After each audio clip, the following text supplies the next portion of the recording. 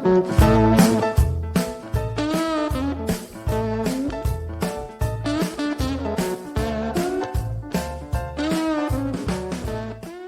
on the headlines. This is Friday, September 26th. Hi, everyone. I'm Harley Carnes. What do you think about the president's tariffs campaign? We know the tariffs, which are taxes adding to the cost of sending things into the U.S., will raise a lot of money for the U.S. That's what taxes do. He says the idea is to even the playing field because American companies pay huge tariffs to gain access to foreign markets.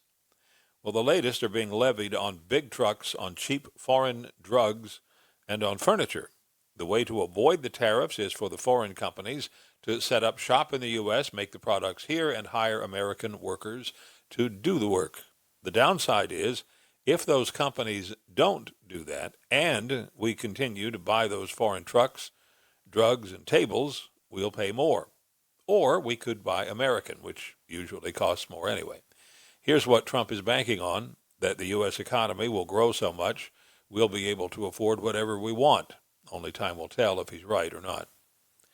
James Comey has been indicted by a grand jury, as expected, because time was running out. Indicted over the Russia influence hoax against the Trump campaign and his testimony to Congress about it in 2020. The allegation is he lied, obstructed justice, and authorized others to do the same, and that he knew the whole thing was false at the time. We have since learned, of course, that the Russiagate case was created by the Clinton campaign with a lot of help from government insiders. Had nothing to do with Trump. Comey says he's innocent and looks forward to his day in court. In fact, it will be difficult to prove what is, in essence, a conspiracy case unless some of Comey's former associates roll over on him, and that's assuming for the moment he's guilty. If he is innocent, as he claims, then no one needs to do any rolling. Trump was attacked so many times over nearly 10 years, it's difficult to keep track. But time after time, cases against him fell apart for lack of substance. Is this retribution? Is this justice? Is this maybe both? Now we know the killer suspect in the Dallas sniper attack on the Immigration and Customs Enforcement facility wanted to terrorize ICE agents.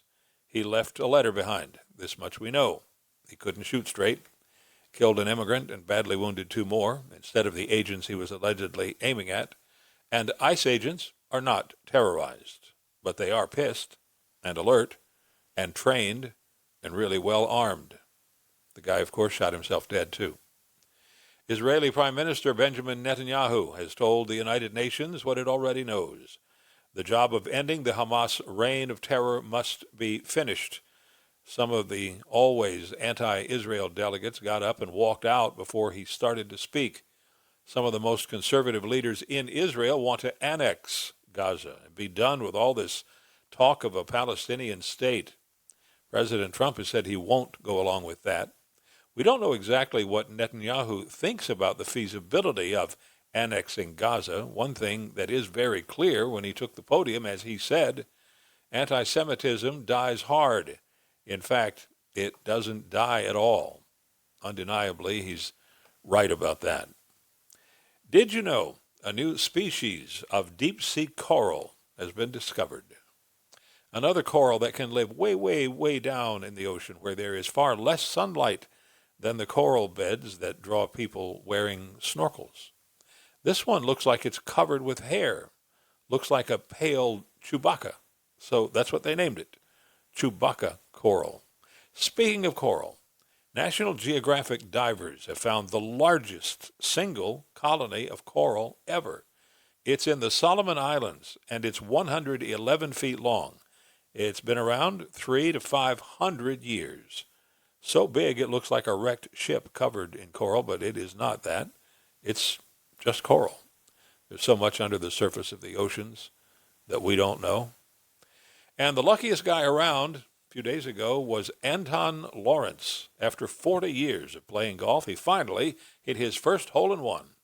Did it at Kabasi Colony Golf Course near Augusta, Maine. A few holes later, he did it again.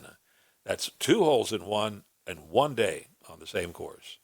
Not long after, same day, he bought a scratch-off lottery ticket and he won $500.